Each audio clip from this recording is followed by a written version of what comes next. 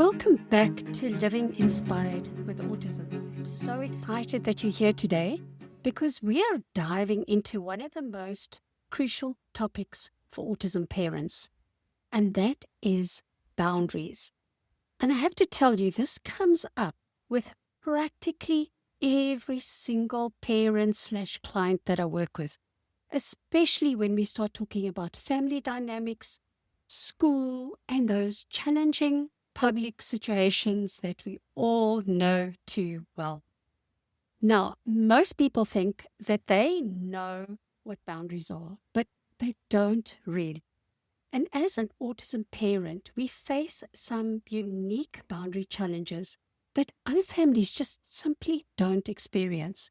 So today, I'm going to break this down for you in a way that's going to change how you handle everything, from your mother-in-law's unsolicited advice to those sideways looks at the grocery store. Okay, so let me start with what boundaries are not. They're not something we create to control other people. They're not ultimatums, and they're definitely not ways to make our autistic children behave better for other people's comfort. Boundaries are how we take care of and protect ourselves. Think of like a property line around your house. They define what's yours to manage and what isn't. So you don't walk around telling people, please don't break into my house, right? I mean, that's just something you don't do. That boundary is just understood. But when someone does cross that line, you take action to protect yourself and your family. Now, the same applies to emotional and relational boundaries. We need to be crystal clear with ourselves about what we will and won't accept in our lives, and then communicate that clearly when those lines get crossed.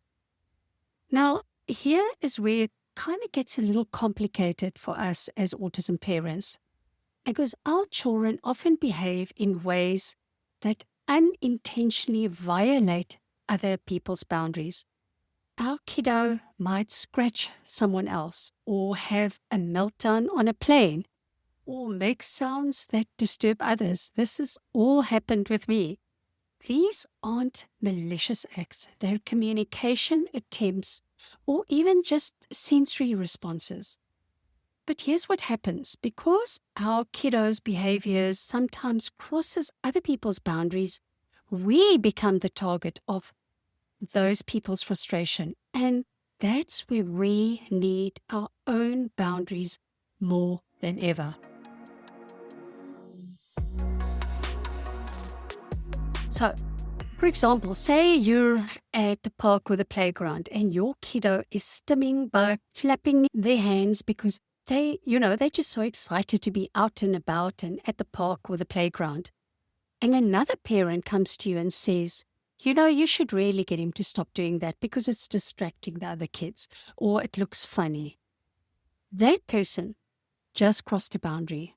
They've entered your parenting space with unsolicited advice about how you should manage your child's autism. And here is how a clear boundary sounds. Perhaps you could say, I appreciate your concern, but my kiddo's stimming isn't hurting anyone, and I won't be stopping them. And if this conversation continues, I'll just need to move to another area of the playground. Or you could decide to stay where you are. Notice what the boundary includes. It's a clear request, so to stop giving unsolicited advice. It's a clear consequence. I will remove myself from the situation.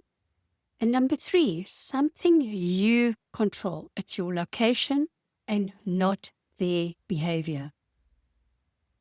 So let me share some of the big common boundary violations that I see with my clients.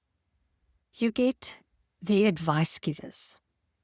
They come to you and they say, oh, have you tried this? ... Oh, you should really do XYZ. My cousin's friend's child has autism and they did Or the starers and the commenters, people who make our kiddos' autism about their comfort level. Or the fixers, family members who think that they know better than you about your child's needs. Or the minimizers. They say, for example, he doesn't look autistic, or all kids do that. Or the blamers, people who suggest your parenting caused or isn't properly addressing your child's autism.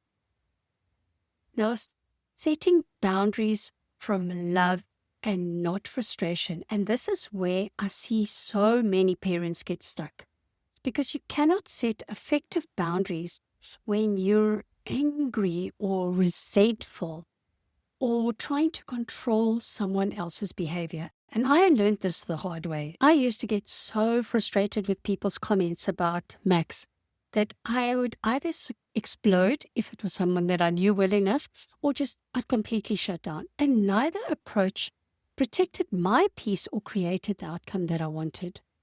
And what changed for me was when I realized that their opinion of my parenting is none of my business. My job is to protect my family's peace and my child's dignity, not to educate every single person who has something to say. Let me give you some real world examples. So, if somebody says something or stares at your child, they're in the grocery store, you could say, I understand this might look concerning to you, but my child is autistic. And this is how we process the world. We're managing the situation appropriately. Or you could say to that family member that is always inundating you with constant advice, you could say, I love that you care about my child, but I need you to trust that I know what's best for them.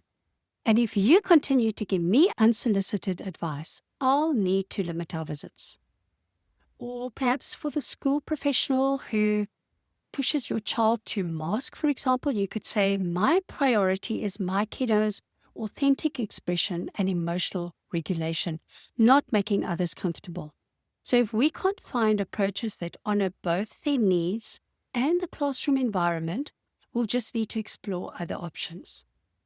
Or for the parent who complains about your kiddo's behavior, you could say, I understand that you're frustrated, but my kid's autism isn't something he controls. You could also say, I'm happy to move to a different area if this behavior is bothering you. You could decide.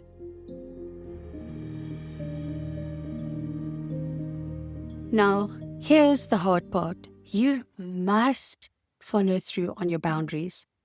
If you say you're going to leave the playground and don't, that boundary becomes meaningless. I had a client whose mother-in-law would consistently criticize her son's stimming, and she'd say things like, stop making those noises, or sit still like a normal child. And my client would set the boundaries. She would say, if you make comments about his autism, we'll leave. But then she never actually would leave because she'd feel guilty. The breakthrough came when she realized that by not following through, she was actually teaching her mother-in-law that her words about her grandson were acceptable. And the day she actually packed up and left mid-visit was the day things started changing.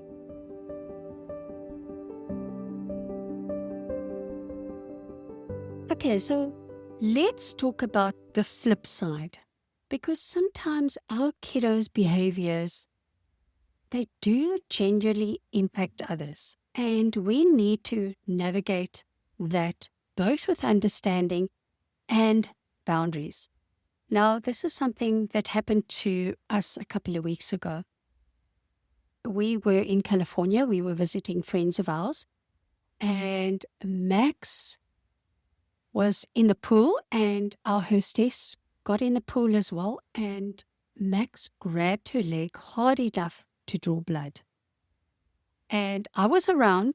I calmly apologized to her, and I got Max out of the pool. We got him dressed, and I removed him from the situation. I also later apologized again, but the hostess was not happy because She felt that I didn't make a big enough fuss of her, and she made some derogatory comments about my parenting and how I handled the situation. And my boundary was to protect my family, in that I know how to deal with these situations. And that's, I'm not going to apologize for. And I also have the confidence to know what is right for Max and myself. And we removed ourselves from the situation. Another example is if Max is having a meltdown in a restaurant and disturbing other diners, I have the boundary with myself that I'll remove him to help him regulate. Not because I'm ashamed of his autism, but because it's the kind thing to do for everyone involved. Now, the key is distinguishing between behavior that needs addressing for safety or genuine disruption, behavior that's just different but harmless, like stimming, and behavior that others want stopped for their own comfort but isn't actually problematic. Every boundary can and should come from love. If you're angry or frustrated or resentful, that's your signal to work through those emotions first before having the boundary conversation. Because the reason that you're resentful isn't because of what the other person is doing. It's because you haven't been honoring your own boundaries. And when you own that, you can approach the conversation from a place of self-care rather than blame. I remember when I had to set boundaries with certain family members about commenting on Max's development. I waited until I could have that conversation from love rather than defensiveness and like a lot of emotion. I said, I need you to know that comments about Max needing to be fixed or comparing him to other children really affect my family's peace. And this isn't about you personally, it's about protecting something that's sacred to us. So some common boundary mistakes that parents make that I see. Mistake number one, setting boundaries to control others. If you don't stop staring at my child, you're a terrible person. This isn't a boundary, it's an attack. Mistake number two, not following through. So if you keep giving me advice, I won't visit anymore, but then you keep visiting, and this teaches people your boundaries don't matter. Mistake number three, setting boundaries when you're angry. Wait until you can approach the situation from love and clarity. Mistake number four, making it about the other person. For example, you say to them, you're so insensitive, versus I need to protect my family's peace. Mistake number five, using boundaries to escape instead of protect. Now, sometimes we just want to cut people out entirely rather than do the hard work of creating healthy relationship dynamics. You get to decide if those relationships are worth having.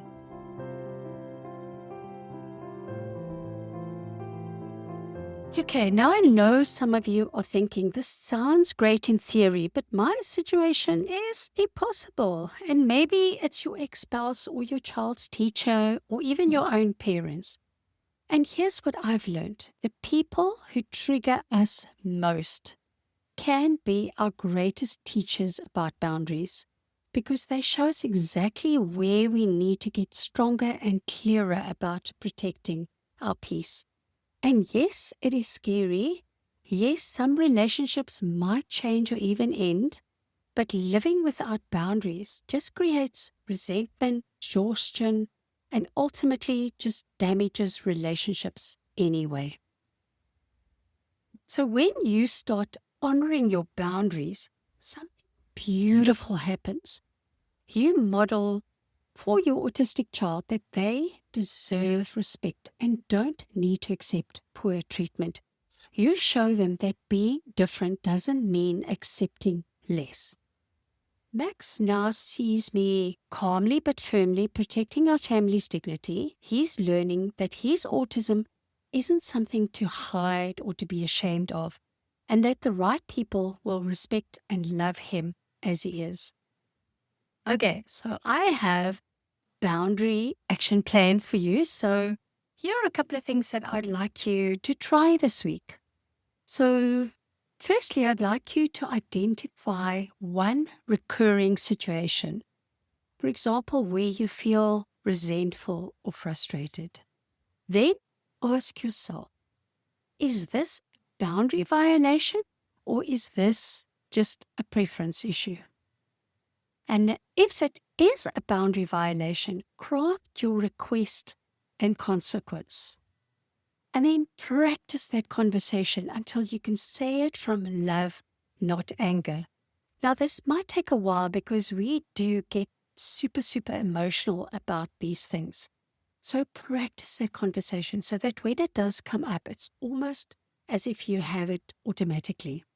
And then, of course, follow through when the boundary is tested. And believe me, folks, it will be tested. Remember, boundaries aren't walls that keep people out. They're gates that let the right people in while protecting what's sacred to you and your family. And something that I feel so strongly about, your autistic kiddo deserves to exist in the world without having to constantly apologize for their neurotype. And you deserve to parent without constant criticism, advice, or judgment. Setting boundaries isn't selfish, it is essential. It's how we create space for authentic relationships and really genuine connections.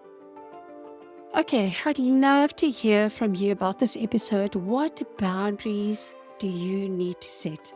And what challenges are you facing? I'd love it if you emailed me at antoinette@lliautism.net or join our community at www.lliautism.net. Remember, you're not just surviving this journey, you're creating a life where your whole family can thrive authentically. Until next time, keep living inspired.